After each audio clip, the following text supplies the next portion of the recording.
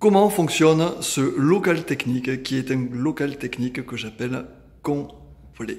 Bonjour et bienvenue, je suis Patrice, technicien, formateur expert piscine depuis près de 10 ans et aujourd'hui je suis sur une installation que j'ai réalisée moi-même sur laquelle je la qualifierais d'une installation complète, tant au niveau de la filtration qu'au niveau de la régulation automatique et également avec une régulation de niveau mais aussi un volet immergé. Avant de commencer cette petite explication de comment fonctionne ce local technique, abonnez-vous, likez, partagez la vidéo et commentez-la, ça nous fera très plaisir et mais aussi ça peut servir à beaucoup de monde. Donc si on fait un inventaire de ce qu'il y a sur ce local technique, eh bien on va déjà regarder ici le coffret électrique de filtration. C'est lui qui va permettre de contrôler l'ensemble de la filtration qui est ici, avec un bouton on-off ou un bouton marche automatique.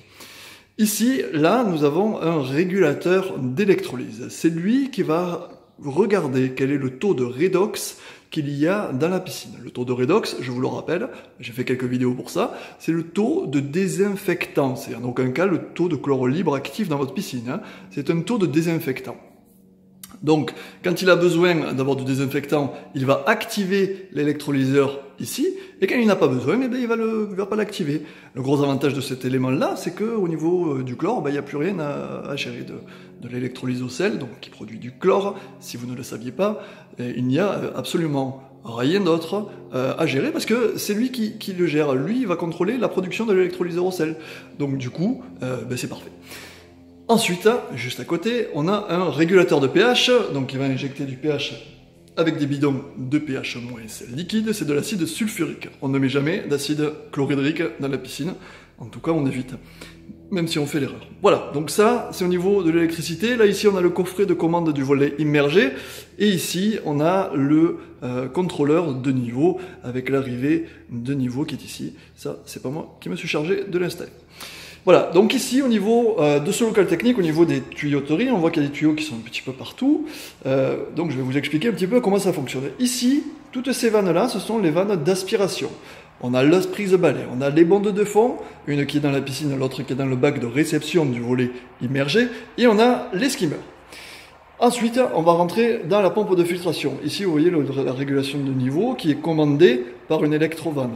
Cette électrovanne-là est reliée à ce coffret ici, et quand il y a besoin d'eau, pouf, on ouvre l'électrovanne. Bon, c'est pas moi qui l'ai installé, je l'aurais installé complètement à la fin, c'est-à-dire sur ce tuyau-là. Donc bon, c'est fait, c'est fait.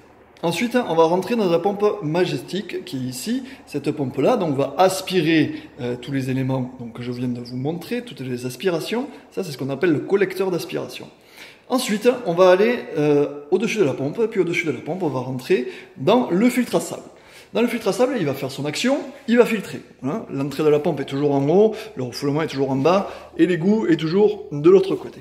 On va passer par le refoulement, et du refoulement, on ressort ici, là-bas, et puis on va tout de suite aller vers le bypass de la pompe à chaleur. Cet ensemble de 3 vannes, c'est le bypass de la pompe à chaleur. Donc forcément, on est un petit peu fermé ici pour forcer le débit, à aller dans la pompe à chaleur et à revenir par ici.